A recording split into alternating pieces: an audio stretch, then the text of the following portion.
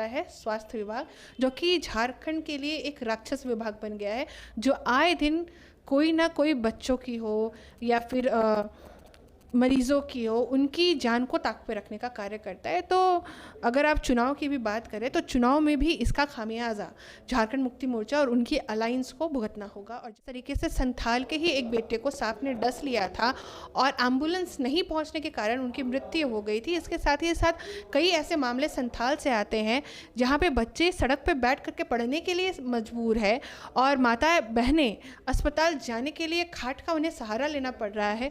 तो जो बेसिक सुविधा होती है उस बेसिक सुविधा को भी ये सरकार मुहैया नहीं करवा रही है, तो जनता तो इसका जवाब देगी।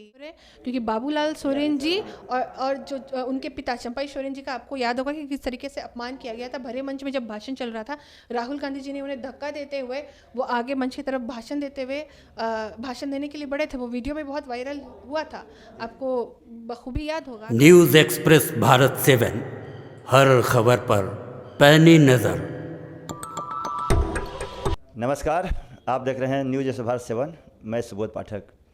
बिहार विधानसभा चुनाव की बात कर लें या घाटशिला विधानसभा उपचुनाव की बात कर लें, लीडिंग पार्टी कहते हैं कि हम जीत रहे हैं, क्योंकि झारखंड में घाटशिला का विधानसभा चुनाव हॉट चुनाव बन के रह गया है।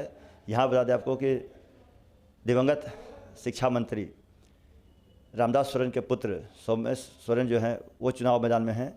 और वहीं भारतीय जनता पार्टी की बात कर लें, एनडीए गठबंधन के प्रत्याशी की बात कर लें हम, तो यहाँ पे बाबूलाल सोरेन जी चुनाव लड़ रहे हैं।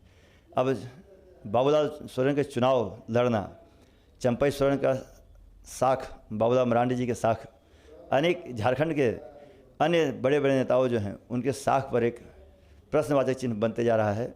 अगर चुनाव हारते हैं तो इन लोगों के साख जो है वो कितना मजबूत होगा, और चुनाव जीतते हैं तो बल्ले बल्ले है।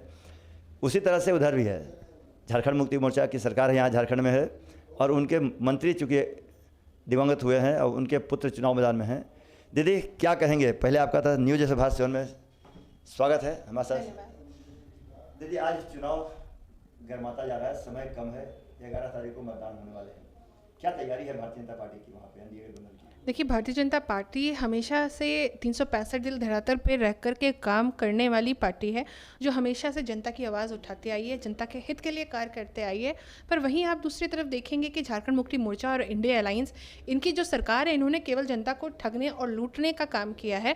खास करके इनके कई विभाग, जिसमें से एक विभाग आता है स्वास्थ्य विभाग, जो कि झारखंड के लिए एक राक्षस विभाग बन गया है, जो आए दिन कोई ना कोई बच्चों की हो या फिर मरीज़ों की हो, उनकी जान को ताक पे रखने का कार्य करता है। तो अगर आप चुनाव की भी बात करें तो चुनाव में भी इसका खामियाजा झारखंड मुक्ति मोर्चा और उनकी अलायंस को भुगतना होगा, और जनता इसके जवाब उनको देगी। देखिए, चुनाव में कहते हैं कि सिंपैथी वोट मायने रखता है। सिंपैथी वोट को भी लोगों ने कभी कभी नकारने का काम किया है। जो वहाँ से शिबू सोरेन जब मुख्यमंत्री थे 6 महीना के लिए, उनको चुनाव लड़ना था और चुनाव हार गए थे वहाँ से, तो वहाँ भी उनको सिंपैथी वोट नहीं मिला था, वहाँ से राजा पीटर चुनाव जीत गए थे। तो क्या लगता है इस चुनाव में, घाटशिला चुनाव में, जो रामदास सोरेन के पुत्र चुनाव मैदान में हैं, उनको सिंपैथी वोट का वहाँ लाभ मिलेगा उनको, या फिर भारतीय जनता पार्टी के उम्मीदवार को लाभ मिलेगा, जिस तरह से यहाँ पे मिला था आपको राजा पीटर के सब कार्यक्रम में हुआ था? देखिए, बाबूलाल सोरेन जी जीत रहे हैं, और दूसरी सबसे बड़ी बात है कि जिस तरीके से संथाल परगना को खास करके माननीय मुख्यमंत्री जी की जो पार्टी है झारखंड मुक्ति मोर्चा और ये जो पूरी अलायंस है, उन्होंने ठगने का काम किया है, तो जनता इससे त्रस्त है। आपको याद होगा कि किस तरीके से संथाल के ही एक बेटे को सांप ने डस लिया था और एम्बुलेंस नहीं पहुंचने के कारण उनकी मृत्यु हो गई थी। इसके साथ ही साथ कई ऐसे मामले संथाल से आते हैं जहां पे बच्चे सड़क पे बैठ करके पढ़ने के लिए मजबूर है और माता बहनें अस्पताल जाने के लिए खाट का उन्हें सहारा लेना पड़ रहा है। तो जो बेसिक सुविधा होती है उस बेसिक सुविधा को भी ये सरकार मुहैया नहीं करवा रही है, तो जनता तो इसका जवाब देगी, और जनता सर्वोपरि होती है। जनता का जो भी फैसला है वो सबके लिए एक्सेप्टेबल है। पर हाँ, अगर जनता की आवाज़ को दबाई जाएगी तो जनता भी इसका बदला ज़रूर लेगी, और ये बदला इस चुनाव में आपको दिखेगा कि किस तरीके से झारखंड मुक्ति मोर्चा और इंडिया अलायंस का जो घमंड हो गया है झूठ का, जो एक गुरूर हो गया है जनता को लूटते और ठगते थकते, तो उसको ज़रूर तोड़ा जाएगा। नहीं, मुख्यमंत्री तो कल्पना सुंदर चिल्ला चिल्ला के कह रहे हैं कि हम मैया समान योजना दे रहे हैं, इसका लाभ मिलेगा इस चुनाव में भी हम लोगों को? क्या लगता है, देखिए, मैया समान योजना कितना ही कारगर मतलब? देखिए वो रील है, रील और रियल में बहुत अंतर होता है। तो रील बनाने के लिए लोग कुछ भी कह देते हैं, पर रील की जगह आप अगर धरातल पे आएंगे रियल पे, तो कई ऐसे झुग्गी झोपड़ी में हमारी बहनें रह रही हैं जो खाना खाने के लिए तरस रही हैं। आप देखिए कि अभी विधायकों को बंगला बांटने की बात की जा रही है, विधायकों को बंगला दिया जा रहा है, पर मंत्रियों को बंगला दिया जा रहा है, इनके एमपीओ को बंगला और फॉर्च्यूनर बांटा जा रहा है, पर गरीब बच्चे को साइकिल तक मुहैया नहीं करवाया जा रहा है विद्यालय पहुंचने के लिए, बच्चों को पुस्तक तक मुहैया नहीं करवाया जा रहा है जो कि अपडेटेड हो। पुस्तक तो आप छोड़ दीजिए, विद्यालय जाने के लिए जो कॉस्ट्यूम्स होता है, यूनिफॉर्म्स होता है, वो यूनिफॉर्म नहीं मुहैया करवाया जा रहा है। राशन का खाना नहीं मिल पा रहा है, राशन डीलर को समय पे उन्हें भुगतान नहीं किया जा रहा है, WHO के नियमों का उल्लंघन करके HIV पॉजिटिव ब्लड्स चढ़ा दिए जा रहे हैं। तो ये तो झारखंड का इस तरीके से सिस्टम है। और मैया सम्मान योजना में कई माता और बहनों को लिस्टिंग करके डीलिस्टिंग कर दिया गया। आज माता और बहनें कर्ज में डूब गई है, ऋणी हो गई है, तो इसकी जिम्मेदारी तो कल्पना सोरेन जी को लेनी चाहिए। इससे भी पहली बड़ी बात है कि जिस तरीके से आए दिन दुष्कर्म के मामले झारखंड में बढ़ रहे हैं, खासकर राजधानी रांची में, आपको याद होगा कि अस्पताल के भीतर एक बेटी का कैसे दुष्कर्म कर दिया गया था, रिम्स अस्पताल की ही बात होगी, आपको याद होगा।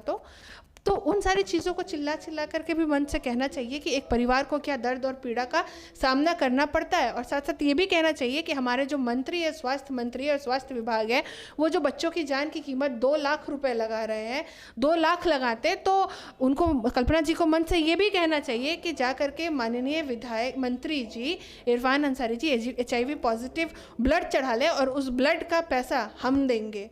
वो कह रहे हैं ना कि HIV पॉजिटिव से संक्रमित बच्चों का ब्लड का जो चढ़ाएं, जो संक्रमित है, उन्हें 2 लाख देंगे, तो 2 लाख रुपए हम देते हैं मंत्री जी। आप जा करके HIV पॉजिटिव ब्लड चढ़ा लें, तब आपको जा करके दर्द और एक परिवार की पीड़ा की कीमत समझ में आएगी और आप ऐसी घिनौनी हरकत 2 लाख रुपए की कीमत लगा के नहीं करेंगे। तो इसका जवाब भी हमारी संथाल की जो धरती है वहाँ के लोग देंगे। जबकि मुझे लगता है कि जो उपचुनाव हो रहा है घाटशिला का, उसमें भारतीय जनता पार्टी यानी NDA प्रत्याशी बाबूलाल सोरेन जी को विजयी प्राप्त होने जा रहे हैं। देखिए, बाबूलाल सोरेन जी वहाँ से जीत रहे हैं। NDA को हमेशा से जनता का प्यार मिलते आया है और मिलेगा वहाँ पे। और रही बात है कि जिस तरीके से चंपई सोरेन जी का भी अपमान ये इंडिया अलायंस ने किया था, उसका भी जवाब अभी इस चुनाव में जनता देगी। आपको याद होगा कि जब मंच से भाषण चल रहा था, तो क्या लगता है कि सिंपैथी वोट वहाँ नहीं मिलेगा? देखिए, मैं एक सिंपैथी वोट होता है और आप सोचिए कि उनके प्रति सिंपैथी जताया जाए, पर उनके प्रति सिंपैथी कहाँ हुआ जिनको HIV पॉजिटिव ब्लड चढ़ाया गया? उनके लिए तो कोई सिंपैथी नहीं है सरकार के लिए। जो आज भूखे पेट मतलब दर दर भटक रहे, उनके लिए सिंपैथी नहीं है सरकार को।